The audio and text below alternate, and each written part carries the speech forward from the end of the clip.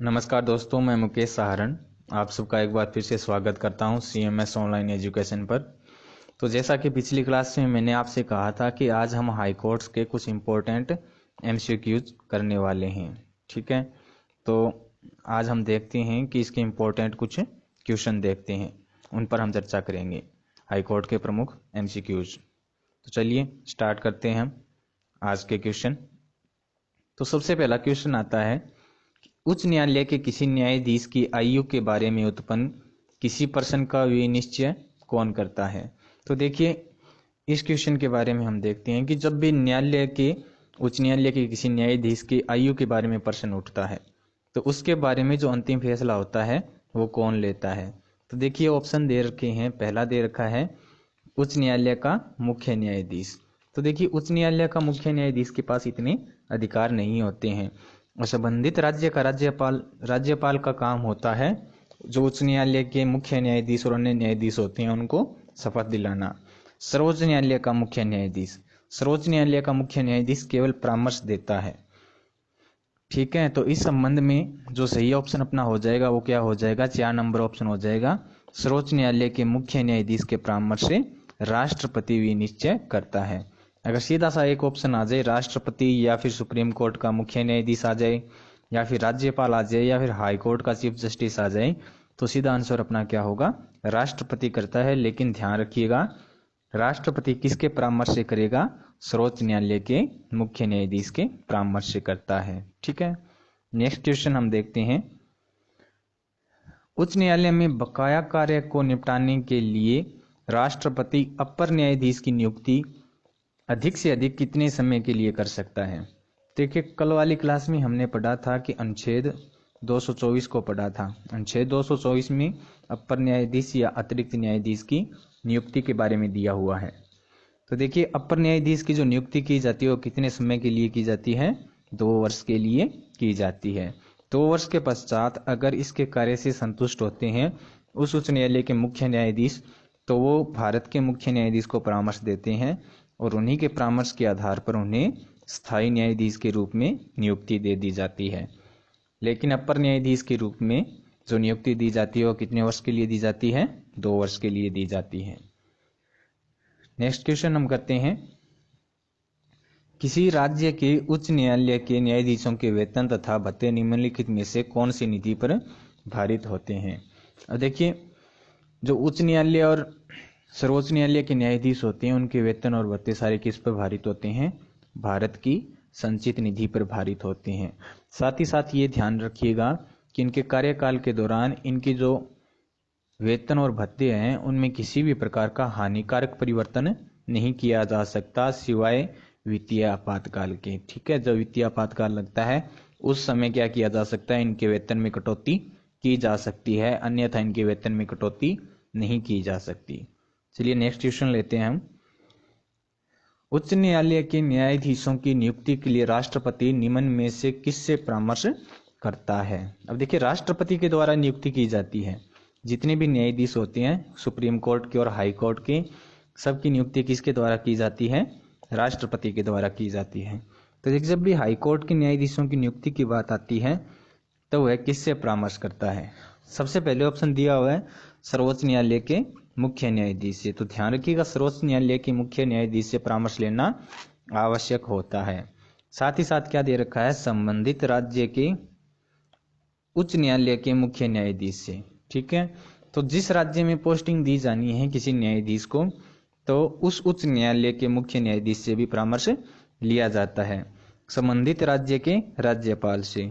ठीक है, तो देखिए, संबंधित राज्य के राज्यपाल से भी परामर्श लिया जाता है, लेकिन ये केवल मौखिक रूप से होता है।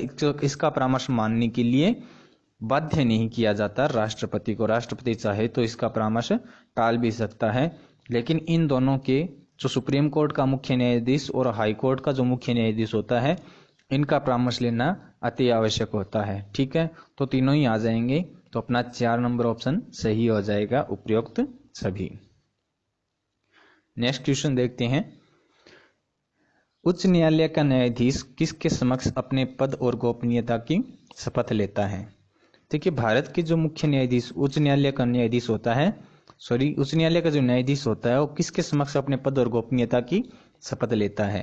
ध्यान रखिए, अगर शपथ की बात आती है और शपथ के प्रारूप की बात आती है तो एक अनुसूची आती है, अनुसूची 3 में। अनुसूची 3 में इनके शपथ का प्रारूप दिया हुआ है, ठीक है। उसी प्रारूप के तहत उच्च न्यायालय का जो न्यायाधीश होता है वो किसके समक्ष शपथ लेता है, तो ध्यान रखिएगा उस राज्य के राज्यपाल के समक्ष शपथ लेता है। जबकि सुप्रीम कोर्ट के जो न्यायाधीश होते हैं वो किसके समक्ष शपथ लेते हैं, वो लेते हैं राष्ट्रपति के समक्ष शपथ। नेक्स्ट क्वेश्चन देखिए, उच्च न्यायालय के मुख्य न्यायमूर्ति और अन्य न्यायाधीश कितनी आयु तक अपने पद पर बने रहते हैं। अब एक चीज ध्यान रखिएगा, पहले उच्च न्यायालय के न्यायाधीशों की जो नियुक्ति की आयु थी या सेवानिवृत्ति की आयु थी वो कितनी थी, 60 वर्ष थी, ठीक है। लेकिन एक संविधान संशोधन हुआ था, 15वां संविधान संशोधन हुआ था 1963 में, जिसमें इनकी सेवानिवृत्ति की आयु को बढ़ाकर कितना कर दिया गया, 62 वर्ष कर दिया गया। तो वर्तमान में इनकी सेवानिवृत्ति की आयु कितनी है, 62 वर्ष है। चलिए नेक्स्ट क्वेश्चन लेते हैं। उच्च न्यायालय का न्यायाधीश अपना त्याग पत्र किसको देता है। तो देखिए, उच्च न्यायालय का न्यायाधीश और जो सुप्रीम कोर्ट के जितने भी न्यायाधीश होते हैं वो सारे अपना त्याग पत्र किसको सौंपते हैं, राष्ट्रपति को सौंपते हैं, ठीक है। ध्यान रखिएगा किसको सौंपे जाते हैं, राष्ट्रपति को सौंपे जाते हैं। चलिए नेक्स्ट क्वेश्चन करते हैं हम। उच्च न्यायालय में मुख्य न्यायाधीश के अतिरिक्त कितने न्यायाधीश का प्रावधान संविधान में है।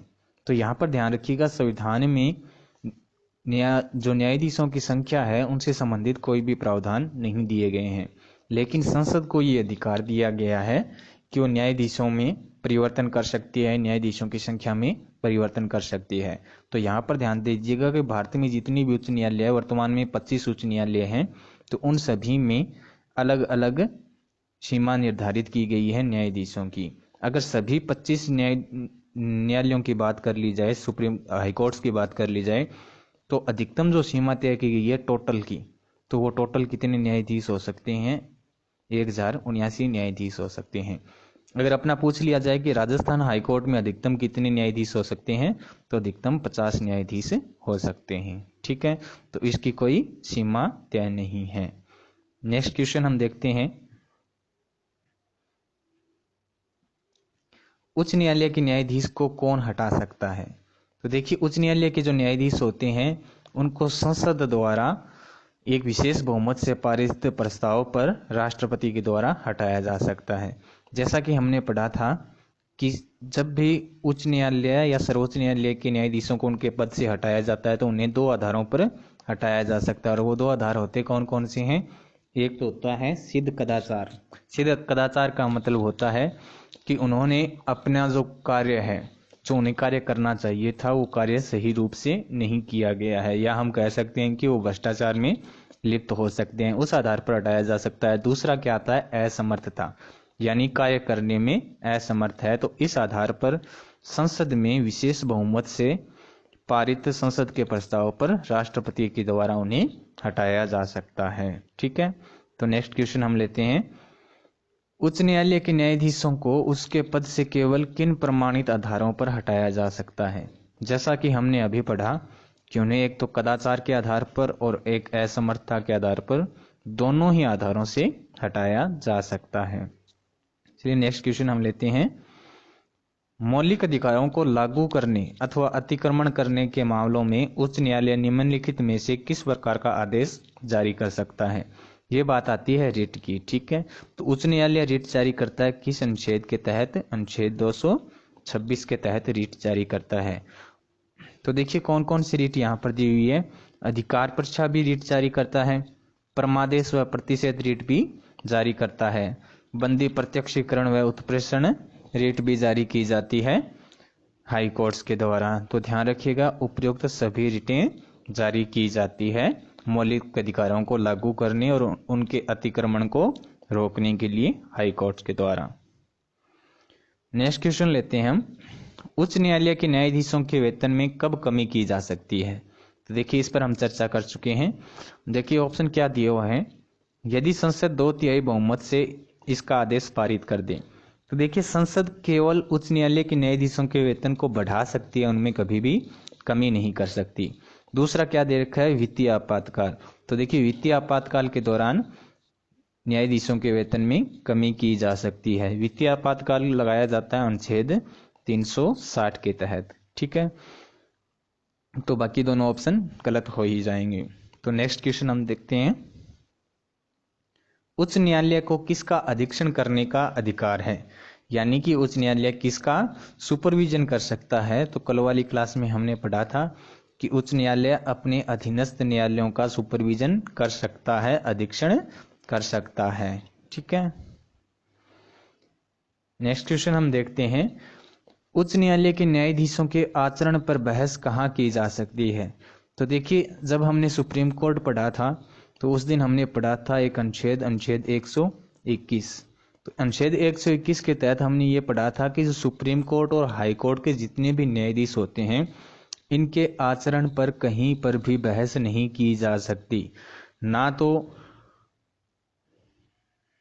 जो सुप्रीम कोर्ट के होते हैं न्यायाधीश होते हैं इनके आचरण पर संसद में बहस नहीं की जा सकती अनुच्छेद 121 के तहत, और अनुच्छेद 211 के तहत विधानमंडल में भी इनके आचरण पर बहस नहीं की जा सकती है। ठीक है, तो ध्यान रखिएगा इनके आचरण पर बहस कहीं भी नहीं की जा सकती है। नेक्स्ट क्वेश्चन हम लेते हैं, उच्च न्यायालय में न्यायाधीश के पद पर नियुक्त होने के लिए क्या अर्हताएं होनी चाहिए, यानी कि योग्यताएं क्या होनी चाहिए। सबसे पहले देखते हैं कि वह भारत का नागरिक हो, उसकी आयु 62 वर्ष से कम हो। तो ध्यान रखिएगा कि 62 वर्ष की आयु में रिटायर्ड हो जाते हैं सभी जज हाई कोर्ट्स के। ठीक है, तो 62 वर्ष से कम आयु होनी आवश्यक है। उसने भारत क्षेत्र में कोई न्यायिक पद ग्रहण किया हो। हमने पढ़ा है कि 10 वर्ष तक किसी न्यायिक पद पर वो रहा हो, एक ये योग्यता भी उसमें होनी चाहिए, तो दूसरा भी सही हो जाएगा। वह किसी उच्च न्यायालय का या दो से अधिक ऐसे न्यायालय में लगातार अधिवक्ता रहा हो। ये भी हमने पढ़ा है कि किसी भी एक उच्च न्यायालय या एक से अधिक उच्च न्यायालयों में लगातार 10 वर्ष तक उसने क्या की हो, वकालत की हो, तो वह उस न्यायालय का न्यायाधीश बनने के योग्य हो जाता है। तो तीनों ही योग्यताएं उसमें होनी चाहिए, उपयुक्त सभी इसमें सही हो जाएंगे। तो देखिए स्टूडेंट्स, आज हमने पढ़ा है उच्च न्यायालय के कुछ क्वेश्चन पढ़े हैं। जल्दी हम करंट अफेयर्स के लिए भी स्टार्ट करने वाले हैं, करंट अफेयर्स भी हमारे चैनल पर स्टार्ट करने वाले हैं। उसकी पीडीएफ भी आपको प्रोवाइड करवा दी जाएगी।